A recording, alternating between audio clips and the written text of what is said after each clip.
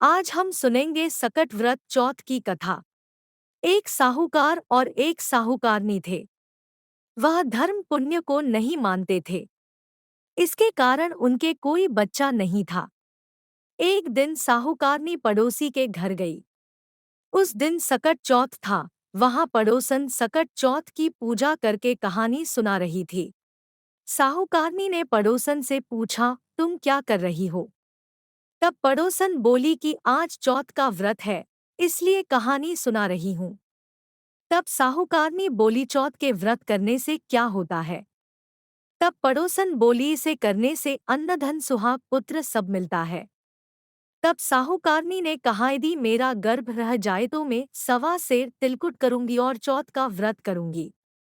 श्री गणेश भगवान की कृपा से साहूकारनी के गर्भ रह गया तो वह बोली कि मेरे लड़का हो जाए तो मैं 2.5 सेर तिलकुट करूंगी। कुछ दिन बाद उसके लड़का हो गया तो वह बोली कि हे चौथ भगवान, मेरे बेटे का विवाह हो जाएगा तो 5.25 सेर का तिलकुट करूंगी।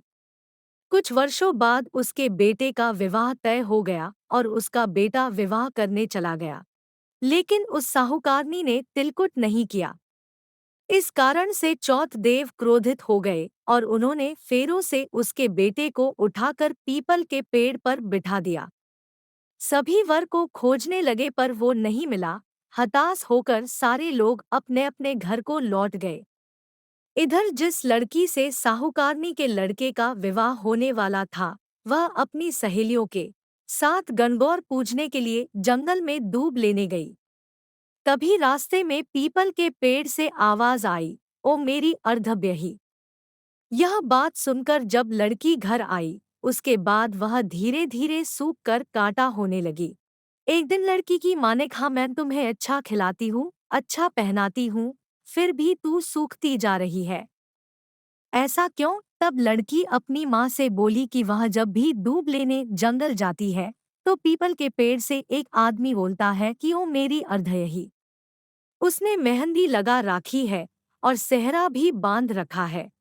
तब उसकी माँ ने पीपल के पेड़ के पास जाकर देखा, यह तो उसका जमाई ही है। तब उसकी माँ ने जमाई से कहा, यहाँ क्यों बैठे हैं? मेरी बेटी तो अर्धव्यही कर दी और अब क्या लोगे? साहूकारनी का बेटा बोला, मेरी माँ ने चौथ का तिलकुट बोला था लेकिन नहीं किया, इसलिए चौथ माता ने नाराज होकर यहाँ बैठा दिया। यह सुनकर उस लड़की की माँ साहूकारनी के घर गई और उससे पूछा कि तुमने सकट चौथ का कुछ बोला है क्या? तब साहूकारनी बोली, तिलकुट बोला था। उसके बाद साहूकारनी बोली, मेरा बेटा घर आ जाए तो 2.5 मन का तिलकुट करूंगी। इससे श्री गणेश भगवान प्रसन्न हो गए और उसके बेटे को फेरों में लाकर बैठा दिया। बेटे का विवाह धूमधाम से हो गया। जब साहूकारनी के बेटा एवं बहू घर आ गए तब साहूकारनी ने 2.5 मन तिलकुट किया और बोली, हे चौथ देव, आपके आशीर्वाद से मेरे बेटा भू घर आए हैं, जिससे मैं हमेशा तिलकुट करके व्रत करूंगी। इसके बाद सारे नगर वासियों ने तिलकुट के साथ सकट व्रत करना प्रारंभ कर दिया। हे सकट चौथ, जिस तरह साहूकारनी को बेटे बहू से मिलवाया, वैसे ही हम सबको मिलवाना। इस कथा को कहने सुनने वालों का भला करना। बोलो सकट चौथ की जय, श्री गणेश देव की जय।